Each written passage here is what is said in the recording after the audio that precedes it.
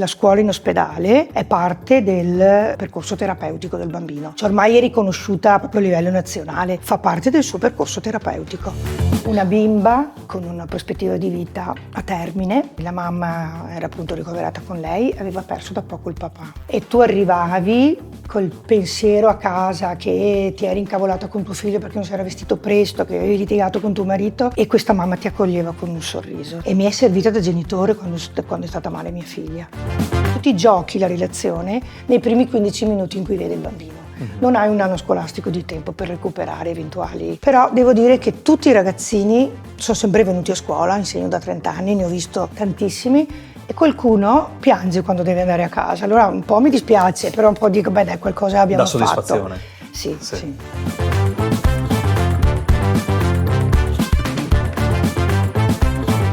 Carla, benvenuta. Grazie. Benvenuta a Carla Dalla Lunga, a Campus Cast, podcast di chiacchiere con forti accenti veneti e a volte anche impostazioni e propensioni internazionali. Ci arriveremo, parleremo anche di quello. Bene. Campus Cast, vorrei dire in diretta, ma in differita in questo caso, dagli studi di British School Bassano del Grappa. Ok. Per chi di voi ancora non ci segue, magari era distratto quella volta, eccovi l'occasione giusta. Cliccate in basso a destra o a sinistra a seconda del social sul quale ci state ascoltando per tutti quanti i nostri aggiornamenti e le nostre novità. La novità di oggi è appunto Carla Dalla Lunga. Grazie. Signora maestra. Signora maestra. Mi verrebbe da dire, signora maestra molto speciale. Io Molto speciale per tante persone speciali. Perché? Allora, quando pensiamo alla scuola immaginiamo sempre un'aula, una classe, una routine abbastanza prevedibile. Magari esiste una scuola molto diversa ed è quella a cui sei ormai abituata, se si può dire abituata tu. Bravo, Quella che entra negli ospedali. Stiamo parlando proprio della scuola di corsia, accanto a bambini e ragazzi che stanno affrontando momenti delicati della loro vita. E famiglie, aggiungerei. E famiglie di questi ragazzi, di questi bambini che stanno affrontando dei momenti delicati, a volte molto delicati. Carla ci insegna proprio a conoscere, ci porterà verso il conoscere questo contesto, che essendo, come dicevamo prima, in corsia, dietro delle mura che sono a volte giustamente protette, non è conosciuto e non è considerato. Ogni giorno lavora con studenti scolari, poi ci racconterai tu che range di età, che materie devono essere insegnate, ecco, che stanno attraversando ricoveri, terapie e post-interventi e percorsi di riabilitazione magari, adattando il modo di insegnare alla loro condizione, alle loro condizioni fisiche e soprattutto emotive. Preparatissimo, più che qualcuno che dovrebbe essere del mestiere. Ho Complimenti. degli ottimi collaboratori che non tarderò a ringraziare, appunto abbiamo dietro le nostre camere, dietro i nostri microfoni, Riccardo, Luca, Frank, Paola, che fanno parte del team Campus Cast. Tutti elementi che formano quello che è, come hai detto tu, una preparazione al capire meglio, non tanto il chi, ma il come si arriva a fare il lavoro che fai tu, avere la missione che hai tu, avere la passione che ti ha portata a fare il lavoro che stai facendo. A fare il lavoro, ma è un lavoro che nel tuo caso è proprio la vita. Sì. La vita e a volte probabilmente anche plurale, le vite. Assolutamente. Da questa conversazione possiamo imparare molto della tua esperienza, di cui, devo dire la verità, conoscevo pochissimo come lavoro, ma del cui sono estremamente curioso. Volentieri, sono qua apposta. Come si fa ad adattare un lavoro, specie dedicato alla formazione, all'insegnamento, cambiando contesti e cambiando situazioni molto rapide nel divenire? Perché la flessibilità e la capacità di rimettersi in discussione sono competenze fondamentali, non soltanto in generale, ma in particolare in questo contesto. Cosa significa insegnare mettendo al centro la persona e non solo i programmi? I famosi programmi, il programma del ministero. Okay. Io lo farei anche se fossi nella scuola esterna, perché questa è la mia idea di scuola. che è maturata ovviamente anche No, a seguito del contesto in cui c'era ti sei già, trovata. C'era già, allora ci arriveremo. E perché anche nei momenti più difficili continuare a studiare, e quindi entriamo in quello che si fa in questo caso, può dare ai ragazzi e anche alle famiglie dei ragazzi Assolutamente. un senso di normalità e di futuro. Certo. Sì. La definizione di scuola in ospedale, scusa, ti faccio questo cosa perché è anche un'immagine molto, molto chiara. La scuola in ospedale è un ponte tra la malattia e la vita che c'è dopo. E se posso, io faccio sempre questo esempio di una ragazzina che aveva avuto una diagnosi di una malattia molto importante durante le vacanze di Natale che io non avevo visto, poi le cose di un certo tipo sono seguite a Padova, di solito qui in Veneto, quindi era stata a Padova ed era stata ricoverata a Montebelluna per una complicanza, penso a febbraio. Io ho davanti la scena sempre, entro in camera, mi presento, dico sono l'insegnante, il papà molto curvo, in poltrona, seduto sotto la finestra, che mi dice la nostra priorità in questo momento non è la scuola. Io guardo la ragazzina e le dico se vuoi possiamo parlare di scuola, che cosa... e lei mi guarda e fa ma allora io posso fare l'esame una terza media, certo. Io l'anno prossimo potrò andare a scuola, alle scuole superiori con le mie amiche, sicuramente. Aveva nello zaino, mi vengono i brividi ogni volta che le racconto, nell'armadietto lo zaino, tira fuori lo zaino e dentro aveva la brochure della scuola, quando era andata all'Open Day della scuola superiore e della scuola che aveva scelto. Quindi cioè, là ho proprio visto il ponte, sei proprio il ponte. Una delle grandi motivazioni. Sì. Ecco. Da dove cominci? Perché hai portato un esempio e già stiamo parlando di emozioni forti, già stiamo Certo. parlando di tanti elementi che appunto formano quella che è la tua mission, perché tale è. La tua, magari userò dei termini che sono un po' più aziendali Sì, per no, ma definire lo quello che so, fai, però... ma so che dovrò declinarli in quello che effettivamente è un tuo essere, non soltanto un tuo fare in questo caso. Come comincia Carla Dalla Longa a portarsi verso l'insegnamento in generale e poi l'insegnamento in ospedale? Fun fact: sapevi che il 70% di chi apprezza il nostro contenuto non è ancora nostro follower sui canali YouTube e Spotify? Se ti piace ciò che facciamo e vuoi continuare ad aiutarci ad offrirti il miglior contenuto, iscriviti e seguici. È un modo efficace e gratuito per sostenerci. Grazie per il tuo supporto. Allora, l'insegnamento, ma è una cosa che avevo sempre avuto da bambina, quella di fare l'insegnante. La mia grande, cioè le mie... Cosa vuoi fare da grande? La maestra. Voglio fare la maestra o il medico. Sì, ci arriviamo dopo. E vabbè, quindi ho fatto le magistrali un po', sono una tipa abbastanza così, un po' competitiva, per cui mio papà voleva tutti, io abitavo a Valdobbiadene, quindi mio papà voleva tutti i corsi che facessi il liceo a Valdobbiadene. E io in contrapposizione non potevo fare quello che voleva lui, quindi le magistrali a Montebelluna. Anche perché ho detto faccio una scuola per cui non devo per forza fare l'università. Se voglio mi fermo, se voglio vado avanti. E poi mi ha preso il discorso dell'insegnante, sarei anche andata avanti, poi una serie di cose della vita non ho potuto, io mi ero iscritta a pedagogia a Padova, poi una serie di cose, di lutti importanti non mi hanno permesso. E quindi ho fatto l'insegnante, ho fatto il concorso subito, appena uscita da scuola, l'ho vinto e sono andata ad insegnare. Io ricordo il primo giorno che sono entrata a scuola e ho detto devo fare questa cosa per 40 anni, sempre la stessa, cioè era il primo giorno di lavoro, avevo 21 anni e vabbè, la scuola mi è sempre piaciuta. E poi... Quale scuola era? Che scuola era il tuo battesimo dell'insegnamento? Allora, io ho iniziato da supplente, è stata una bellissima esperienza, a Segusino, una scuola a tempo pieno, all'epoca molto, molto all'avanguardia per tante cose, e quindi sì, è stato il mio battesimo. Poi ho insegnato a Valdobbiadene, ho insegnato e poi appunto mi sono trasferita a Montebelluna per motivi familiari.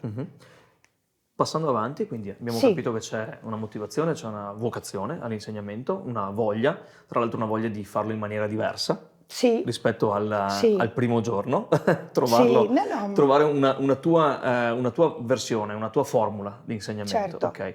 E poi l'ospedale. Ma anche la scuola, sai, ti permette, spezzo questa lancia, eh, l'importante è non essere fissati con i programmi ci sono, Mhm. però io dico sempre i professionisti siamo noi, cioè, abbiamo un collegio docenti che ha dei poteri di deliberare e c'è comunque la libertà di insegnamento, questo non ce la toglie nessuno, nessun ministro, nessuna legge e l'alleanza educativa con i genitori, Mhm. Una perché parola molto importante, alleanza educativa. Me la assolutamente. segno, quella tatuo anche questa probabilmente. Assolutamente, l'alleanza educativa nella scuola è importante perché noi siamo insegnanti, ma io credo, sono un insegnante di vecchio stampo, che siamo principalmente educatori e poi diventiamo insegnanti, però siamo educatori prima di tutto.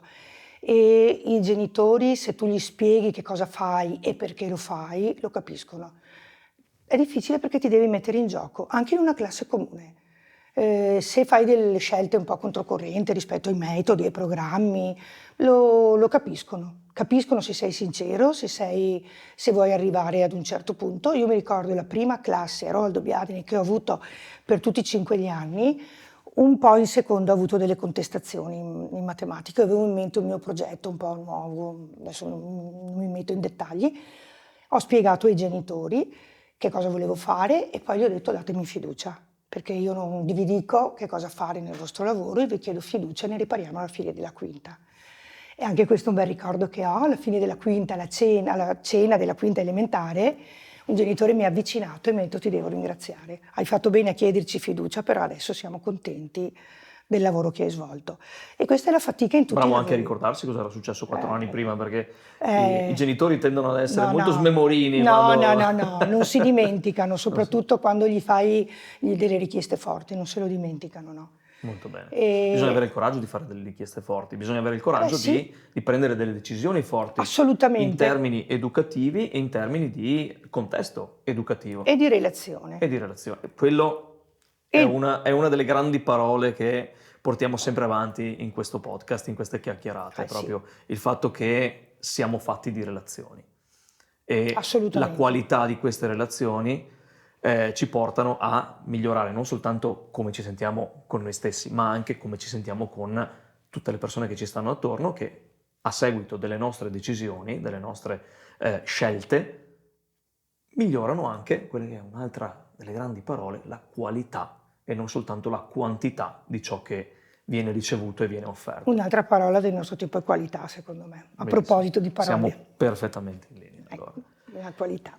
Una qualità E, che deve essere data, andiamo adesso verso quella che è la sì, scelta. sì. Ecco, sì. Poi io appunto mi sono trasferita a Montebelluno, ho insegnato in una scuola dell'Inter montebellunese e avevo sentito che c'era era stata aperta in pediatria, secondo me illuminatissimo, il primario Berzioli, che è mancato da poco, un ematologo di un certo spicco ed era una persona illuminata e molto molto molto colta.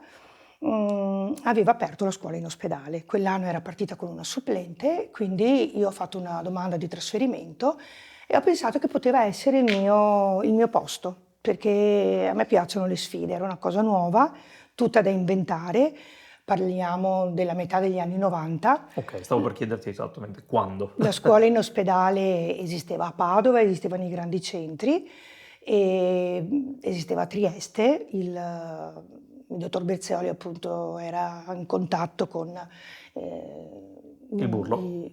il Burlo e anche Ospedale l'ospedale di infantile Padova. di Trieste. Sì, il Burlo, Per chi l'ospedale. non lo conoscesse, per No. cognome come me, che ho Brutto. fatto l'università a Trieste, quindi... Ah, ok, anche i miei figli poi. Sì. Sì, quindi, e vedeva che c'era le scuole, lui ha chiesto la scuola in ospedale, quindi ho chiesto di andare a insegnare in ospedale. Ecco, quindi non c'era niente, non c'era materiale, non c'era, beh, banchi no, non esiste neanche adesso, ci sono. Quindi è stata una scelta, È è stata proprio una richiesta tua, È hai stata una saputo scelta. che c'era questa, Ho fatto una questa domanda di possibilità, hai trasferimento. fatto una domanda di trasferimento, ti sei trasferita da Montebelluna a Montebelluna, rimani Esatto. comunque parte dell'istituto comprensivo, vabbè nel frattempo C'erano poi... direzioni didattiche all'epoca. Esattamente, c'erano le direzioni didattiche, poi il frame amministrativo è cambiato, sono cambiati i Certo. nomi, sono un po' modificati appunto i ruoli di chi è preside, non più preside, ma dirigente. Chi è il tuo dirigente adesso? Perché non sarà sicuramente il primario. No, il mio Anche quella è un'informazione che potrebbe essere fraintesa, perché tu rimani Bravo. comunque la classe in cui insegni, o meglio, i ragazzi, gli studenti a cui insegni, per il periodo in cui sono tuoi studenti scolari, sono studenti in prestito. Sì, come dire, afferiscono all'IC1 Montebelluna. Un istituto comprensivo esterno, quindi generale. Quindi tu sei un insegnante in forze a quello che è magari un collegio docenti che ovviamente si svolge fuori dall'ospedale. Certo, nella sede del collegio docenti del mio istituto. Sì, quindi il mio Che dirigente. a Montebelluna nello specifico fa capo a quali scuole, quali istituti? L'IC Montebelluna 1, che ha come scuola media di riferimento la Papa Giovanni, Ok. e poi scuole di primari, ci sono la Marconi e la scuola Pascoli di Contea, e poi ci sono parecchi asili statali, Mercato Vecchio, Contea, Bortot, Sant'Andrea e Busta. Per chi non le conoscesse, queste sono le frazioni, anzi le contrade di Montebelluna. Se vogliamo parlare di Palio. Se vogliamo parlare di Palio, questo appunto è il modo in cui vengono declinate e conosciute appunto a livello internazionale le contrade di Montebelluna. Assolutamente. Dunque, partiamo subito leggeri. Che difficoltà emotive hai quando incontri particolari ragazzi? Perché anche là ti chiederemo senza fare nomi, ma magari raccontando qualche episodio, cosa ti sale dentro o cosa magari anche devi trattenere. Ma la difficoltà grossa è stata all'inizio. Parto da qua perché è importante capire anche l'excursus che si fa anche dal punto di vista emotivo. La difficoltà grossa è stata all'inizio perché arrivi che non hai una formazione, cioè non hai una formazione medica, quando invece vedi bambini malati e quindi non capisci quanto difficile sia lavorare con certi bambini con certe patologie piuttosto che altre. E poi vedi tutti, un po' come quando noi entriamo in internet, ci diagnosticano una malattia, andiamo in internet e vediamo tutti i sintomi. Io quando tornavo e la risposta è: sei già morto. Quasi. Io tornavo a casa e vedevo tutti i sintomi dei bambini che avevo a scuola nei miei figli. C'era una cosa angosciantissima.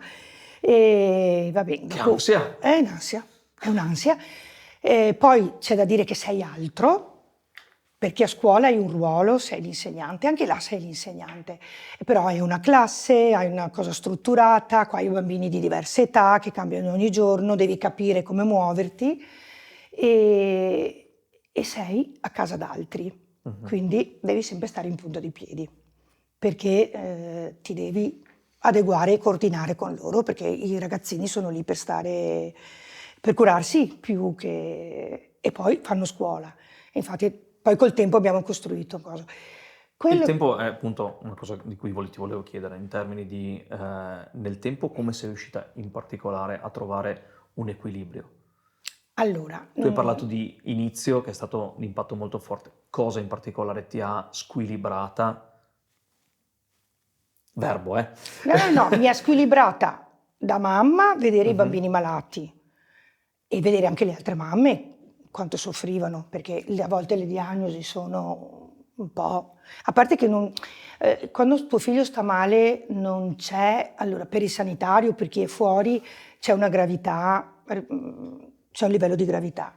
Quando tuo figlio sta male va in tilt, anche se è ricoverato per una cosa che si ritiene banale, perché tuo figlio in ospedale scombina tutta la famiglia, la gestione familiare, gli altri fratelli a casa, e quindi mi ha squilibrato questo. Io da subito ho cercato contatto con gli altri insegnanti che lavoravano in scuola in ospedale da più tempo.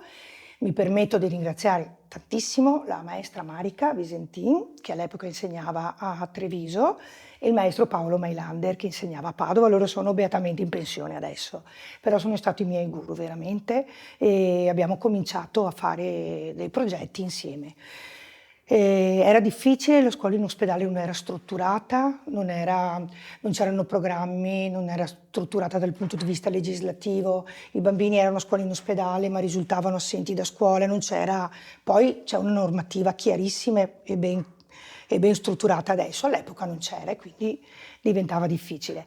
E quindi Sei stata allo stesso tempo testimone, ma anche contribuente a quella che è la modifica sì, e l'allineamento di quelle che sono appunto come sempre sì. nella scuola i cambiamenti avvengono dal basso, perché le sperimentazioni le fanno gli insegnanti nel campo.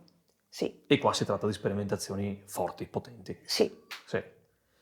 L'impatto, parlavamo dell'impatto emotivo, ma parliamo anche dell'impatto didattico, nel senso che comunque tu ti trovi da maestra singola Esatto. a formare, a educare una quantità di bambini con capacità ricettive diverse in base a quella che è la loro patologia, la loro necessità di intervento, il tipo di recover, chiamiamolo in Certo. generale, ma anche semplicemente un discorso che viaggia in termini di età e di crescita. Certo. Quindi siamo da una pediatria fino a una adolescenza. Assolutamente sì. Quindi da una prima elementare fino a... Da una materna. Da una materna, sì.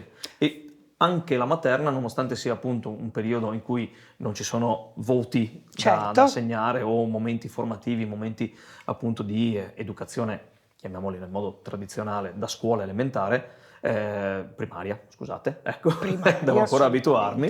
Sì. L'intervento che viene fatto quando l'utente non è più utente, non è più paziente, ma è studente, scolaro, questo termine è un po' desueto, ecco, come si fa? Allora, devi sdoppiarti? Un'altra premessa che devo fare, ci sono adesso da un po' di tempo, ci sono i volontari in pediatria, quindi se ci sono i volontari i bambini più piccoli stanno con i volontari. Però poi ci sono i casi di isolamento, i casi in cui i bambini devono stare in stanza. Allora io proprio per scelta non lascio mai nessuno da solo. I volontari, per esempio, dove ci sono gli isolamenti non entrano. Per una questione proprio di tutela della loro salute, perché loro sono volontari, io lo faccio per lavoro, abbiamo anche un'assicurazione con l'ospedale, c'è tutta una normativa per gli insegnanti ospedalieri e quindi io non me la sento, anche se c'è una mamma con un piccolo di qualche mese, di lasciarlo da solo, o un bambino che deve stare in stanza perché non... Quindi io passo e saluto tutti la mattina e cerco di capire chi ha bisogno di portargli qualche cosa da fare, che può essere un disegno, può essere una schedina, può essere... E adesso abbiamo avuto una grossa donazione a Natale da parte degli abitanti di Montebelluna, sono tante le cose da dire, e abbiamo richiesto i FABA, perché i bambini piccoli sanno che i FABA sono quei parallelepipedi che sono un po' come i nostri, cosa avevamo una volta per suonare le nostre video. Nabaco? No, non suonano, sì. Quindi suonano, come okay. un piccolo registratore, sono chiaro dei personaggini con un QR code che suonano. E i bambini ce li hanno tutti adesso, io ho un nipotino di 18 mesi, per cui sono aggiornata sulle cose dei piccoletti, e quindi anche un bambino, anche banalmente una mamma che deve stare in stanza tutto il giorno col suo bambino, gli portiamo la musica, in genere i bambini li conoscono, quindi gli chiedo tra i personaggi quelli che il bambino preferisce e quindi gli porto quelli. Poi quando arrivano i ragazzini a scuola, intanto c'è una cosa da dire. Io dico a tutti i ragazzini, quando arrivano sono a letto così, hanno un po' un sorriso, poi gli dico, ciao, sono l'insegnante, sorriso spento. Allora gli dico, ma guarda che il primo giorno di scuola, in questa scuola si fa vacanza. Allora già. Poi nel tempo mi sono attrezzata ed abbiamo chiesto, quindi ho una stampante 3D, ho dei kit di robotica e quindi gli dico, abbiamo una stampante di 3D di là, se vuoi veniamo, vedi, scriviamo un nome, abbiamo i robottini, facciamo i robottini, poi facciamo Scratch, facciamo coding, facciamo tutta una serie di cose. Quindi i primi giorni.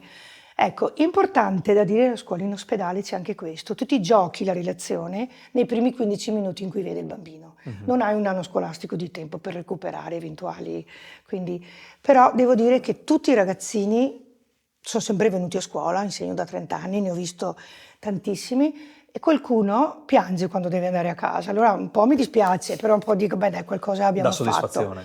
Sì, Sì, sì, sì. dispiace perché crei una relazione con loro e poi da là si parte, si fanno le schede, si fanno... No, che non gli venga voglia di farsi ricoverare di nuovo, voglio dire, No, giusto per infatti togliere... dico io ai loro Ecco. compagni di scuola, quando parli con i compagni di scuola, vedi di evitare che sono tutte queste cose, se no mi trovo tutta la classe, Sì, allora tocca... ridiamo. Ecco, ci sono posti letto limitati, Sì, ricordiamocelo. assolutamente Anzi, sì, se no, si no, può fare un no, appello a ulteriori donazioni, non soltanto all'ospedale di assolutamente. Montebelluna, ma anche ad altre realtà che, Alla come scuola, in quella, ospedale in alla scuola e particolare. all'ospedale in generale, sappiamo che ciò che, e segnaleremo appunto nella sinossi di questo episodio, dei link dove sia possibile interagire sia candidandosi come volontari che per chi è impossibilitato o chi appunto ha delle risorse da poter mettere a disposizione, portarle e rendersi utile e rendersi partecipe di questi processi di mantenimento educativo. Mantenimento educativo, componimento educativo e mi viene da pensare anche un'integrazione a quella che è il loro normale processo di apprendimento a livello scolastico. Quindi tu mi raccontavi, i bambini più piccoli hanno comunque l'assistenza dei volontari che ovviamente già ci sono e l'esserci Assolutamente. dà il valore fondamentale e effettivo, quindi il non essere, perdonami il termine forte, abbandonati nel momento in cui si entra in ospedale per qualsivoglia motivo. Ecco. Una domanda tecnica che io ti faccio è, c'è un minimo di giorni di permanenza in ospedale per i quali appunto poi subentra il innestiamo questo paziente, questo bambino, questo ragazzo nel procedimento di educazione all'interno dell'ospedale, nell'insegnamento all'interno dell'ospedale, o basta essere ricoverati per 3 giorni, voglio dire? No, ma anche per un giorno, io vedo anche i bambini che sono in degli hospital che rimangono un Mhm. giorno solo, sempre previa l'autorizzazione dei genitori di presa in carico di scuola in ospedale, ma anche per un discorso assicurativo e per tutte le cose. Quindi se stiamo facendo un progetto, se stiamo facendo un lavoro, lo inseriamo nel lavoro che stiamo facendo. E, la cosa invece che... Parla un po' del tuo metodo, ecco, dici un po' che competenze servono anche per riuscire per riuscire a costruire questi percorsi. Beh, intanto l'elasticità e la flessibilità, perché ti trovi ogni mattina, io quando vado ogni mattina a scuola non so chi trovo, perché Mhm. ci sono ragazzi nuovi rispetto a quelli che c'erano ieri. Quindi porti avanti il percorso consolidato con chi c'era già, quello che ti sei programmato, e poi inserisci gli altri in un'attività che può essere prettamente didattica, che può essere educativa, che può essere il laboratorio che si sta facendo in quel giorno. Diciamo che la peculiarità della scuola in ospedale è lavorare per progetti. Mhm.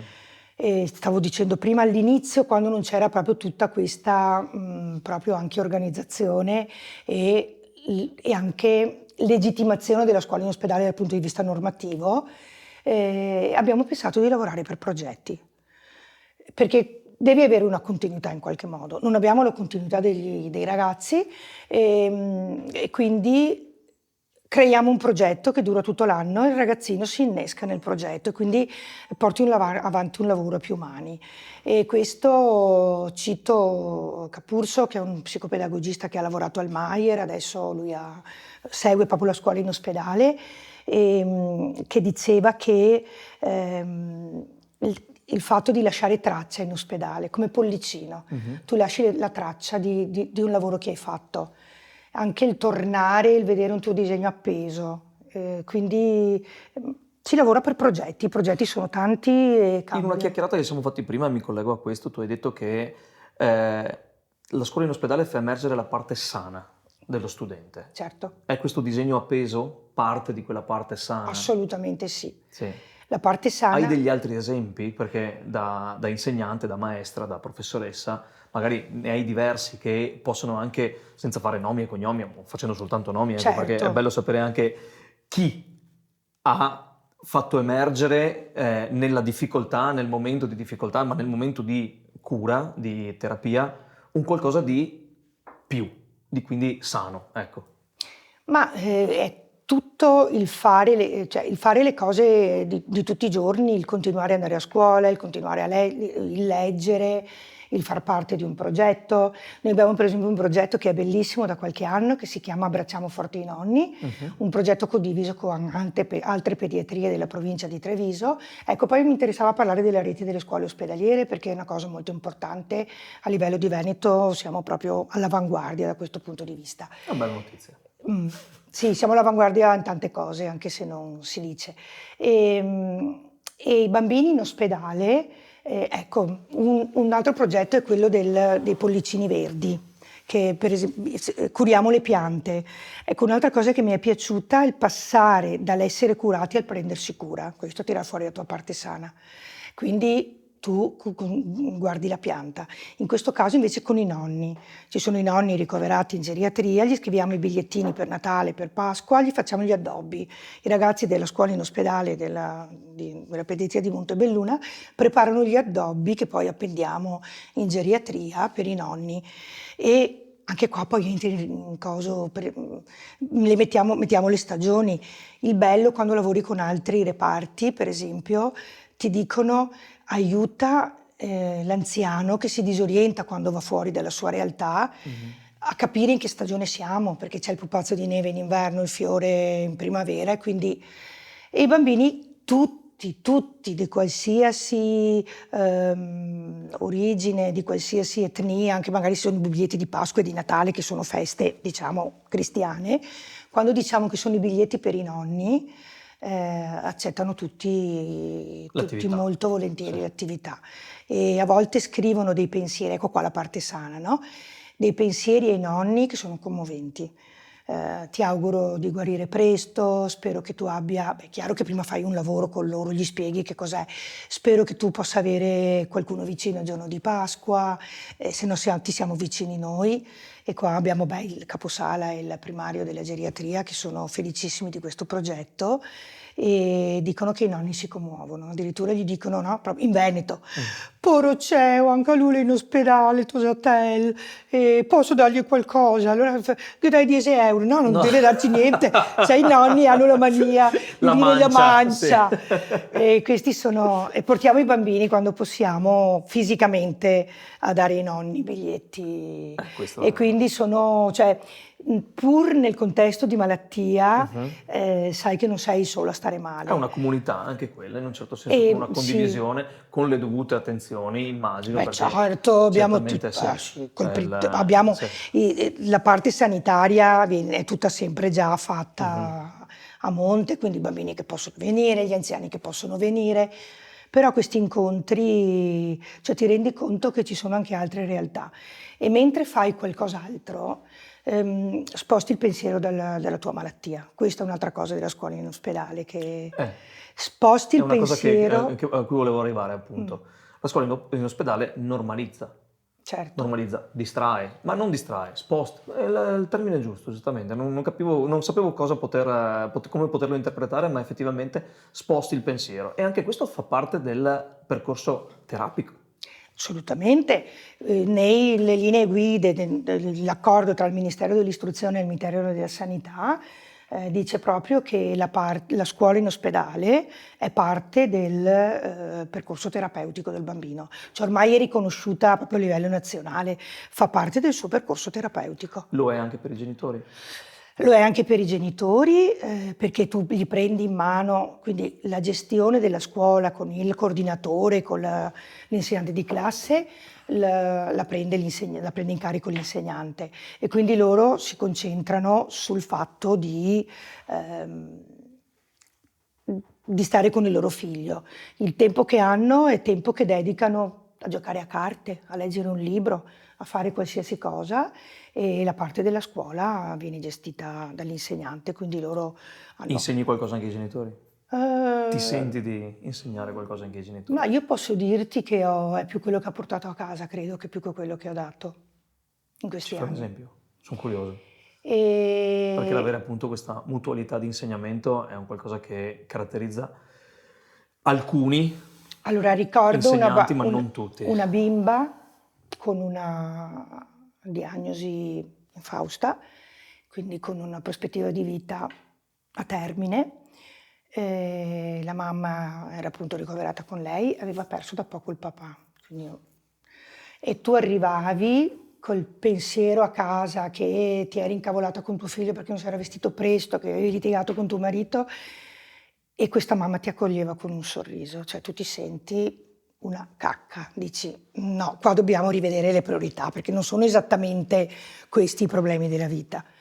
E sì, i genitori ti danno tanto, cioè, vedi il genitore, e mi è servita da genitore quando è stata male mia figlia, assolutamente, il capire che devi stare con i piedi per terra e devi tenere duro. Poi fai un po' anche da ponte con i sanitari, perché sei la persona che passa più tempo a scuola, più tempo con un Con bambino, loro, sì. perché l'infermiere fa il suo giro, il medico fa il suo giro, tu ci lavori tutta la mattina, quindi puoi cogliere degli aspetti sia fisici ma che anche psicologici, di relazione, che a volte vale la pena di segnalare perché poi fanno parte È una mappatura attiva e costante Sì. su magari anche alcuni Sì. elementi, alcune situazioni non necessariamente o strettamente cliniche, quindi misurabili, ma capibili, intuibili e recepibili.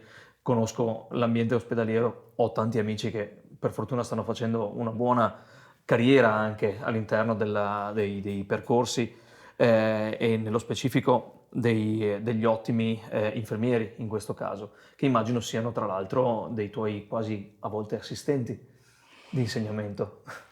Sì, diciamo che penso di aver creato un clima di collaborazione.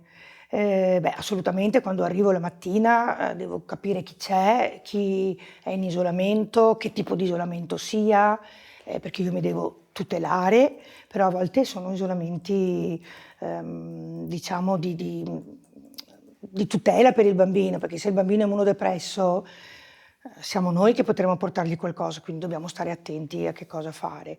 E poi chiaramente io devo dire che ho la collaborazione massima da parte del personale sanitario, perché se il bambino, il ragazzino deve collegarsi con la scuola piuttosto che con i colleghi che mi danno una mano da esterni, con i ragazzini delle superiori, se io dico in quell'ora il ragazzino è collegato, cioè non vanno neanche a visitarlo, non interrompono e sanno, per carità è un ospedale piccolo a Padova, penso che sia difficile riuscire a fare una cosa del genere, però c'è un grande rispetto, un grande...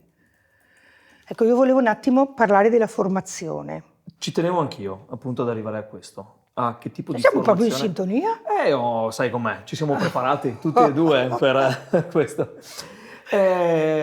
Una delle grandi domande che facciamo noi è come si diventa quello che stai facendo tu. Quindi non soltanto qual è stato magari la chiamata, qual è stato l'intervento, qual è stata l'illuminazione, qual è stato il momento appunto in cui hai detto mi sembra che se hai facciamolo. fatto le scuole da Don Bosco che mi dici la chiamata. La chiamata, a volte è anche una telefonata del direttore didattico o del dirigente, ecco. Sì. Una chiamata magari molto più terrena, meno salesiana, mettiamola così, Sì. ecco. Ma come? E questo è il mio modo di far scuola, ne approfitto Vai. Sdrammatizzando, Certo, no? Come ha certo. fatto la battuta a te adesso. Lo accetto benissimo. Mi viene spontaneo con i ragazzini perché strappargli un sorriso è la cosa più bella che si possa fare.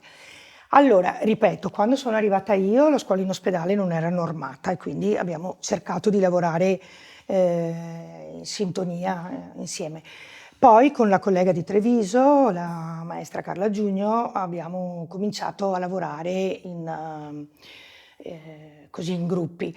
E poi ci siamo chiesti, ma perché non possiamo fare una rete tra tutte le scuole ospedaliere del Veneto? La rete è nata, tant'è che noi facciamo delle formazioni in comune, facciamo degli aggiornamenti e facciamo anche quello che si chiama la condivisione di buone pratiche, perché magari a uno viene in mente un'idea, l'altro viene in mente un'altra idea. Avete un gruppo WhatsApp? Certo che abbiamo un gruppo, esatto. Si chiama SIOVE, che vuol dire Scuola in Ospedale Veneto.